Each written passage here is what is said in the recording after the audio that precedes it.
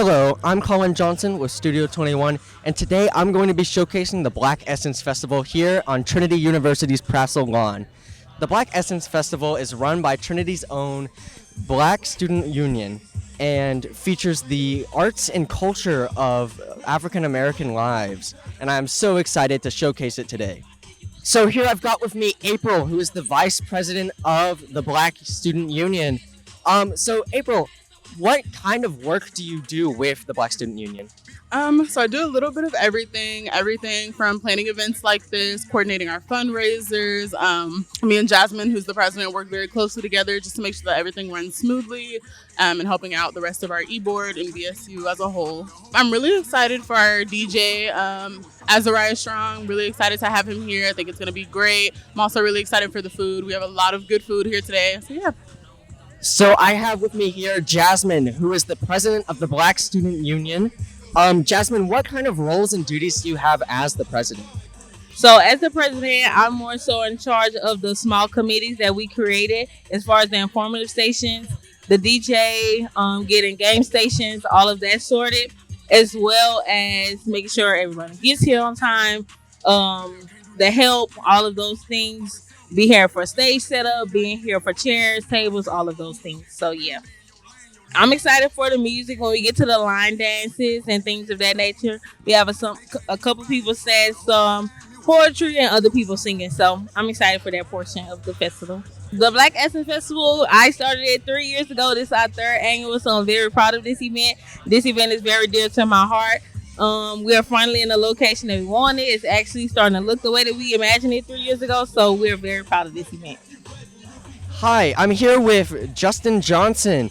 Justin, do you mind telling us what kind of food you're serving here? I'm serving beignets for Nola's Beignets. That's awesome. And what made you decide to choose beignets as the dish that you're serving? I think it has a lot of cultural ties, especially like New Orleans dessert that's really popular there.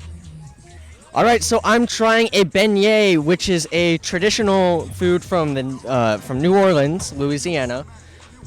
So it is just basically some fried bread with some sugar on it. So let me try it.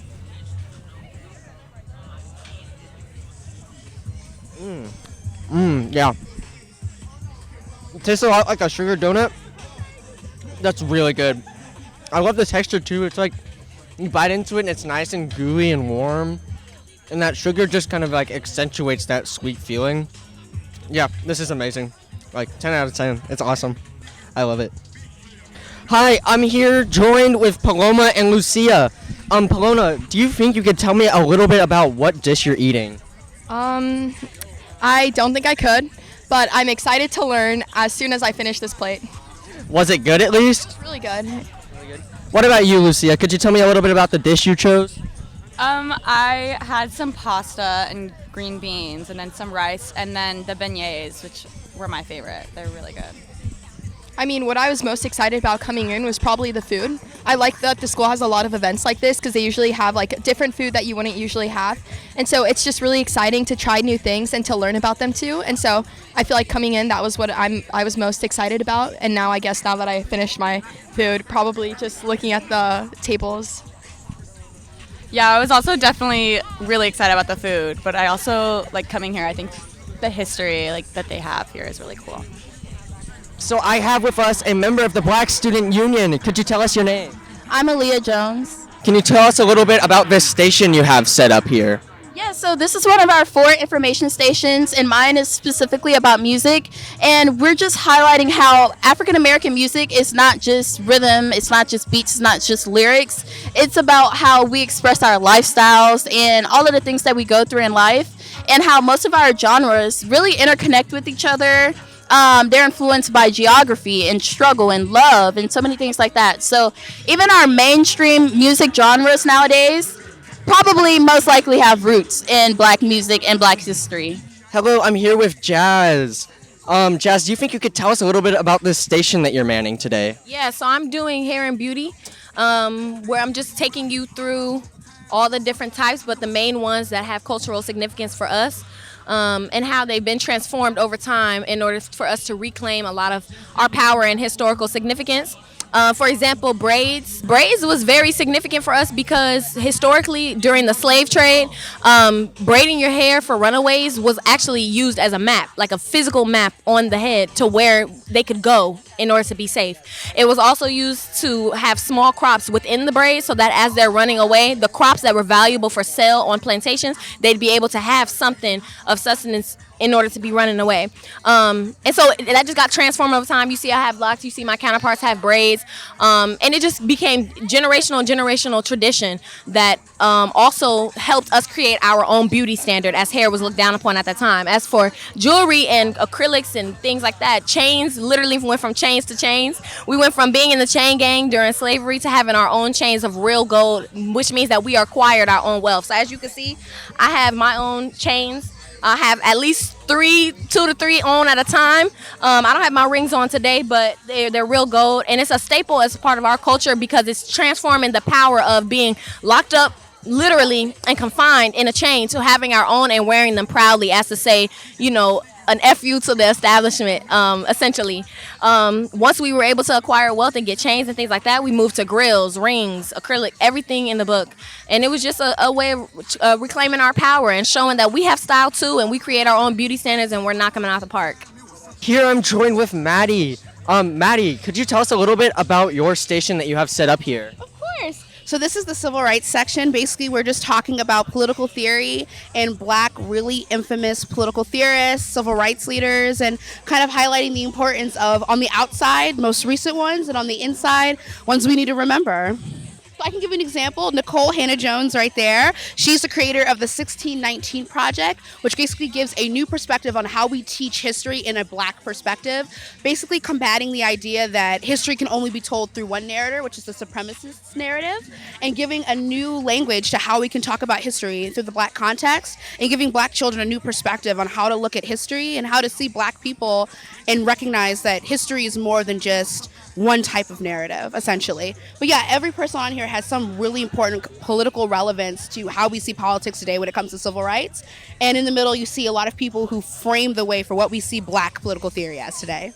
That's awesome. Which one of these historical figures would you say you look up to the most? The most? I would have to say...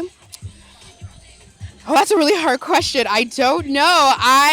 Well, not me an individual, but a group of people, the Cohambie River Collective, which is basically a group of feminists in the second wave feminist movement that discuss what it's like to be a Black feminist and kind of redefined how we see Black women in political theory and separated us and kind of introduced the idea of intersectionality that's introduced by Kimberly Crenshaw, that we need to see Black women and Black individuals in general as Black and women, as Black and men, to understand the nuances of our lives. So here I'm joined with Shay. Hello, Shay. Could you tell us a little bit about this station that you're manning today? Yeah, so this is the Afro-Cobra movement. It basically emerged from the Black Arts movement, and it was from about 1965 to 1975, and it basically just emphasized political activism. It celebrates the struggle, or it celebrates Black culture, and it emphasizes the struggles of Black people and their journey through everything. Here you have APRA-COBRA, which it stands for the African Commune of Bad Relevant Artists, and it emerged from the the south side of Chicago. So as you can see here, we have a bunch of art. We have stuff from Barbara Jones. She was the main founder of the Afro-Cobra movement. We have Wadsworth Jarrell. And as you can see in the middle picture, that's actually a picture of Angela Davis, which I thought was kind of cool. And yeah, so there are about 5 artists within the Afro-Cobra movement that kind of emerge and spread their message to the greater area of the world. And that's just a little bit about it. Lift every voice and sing till earth and heaven rings. Bring with the harmonies of liberty. Let our rejoicing rise high as the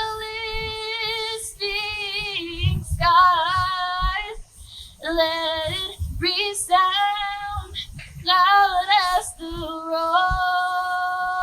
rolling sea.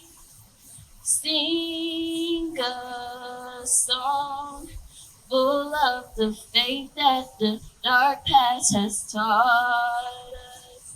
Sing a song full of the hope that the present has brought us. They sing the rising sun of a new day because let us march on till victory is won. Thank you. Hope y'all enjoy and have fun, y'all.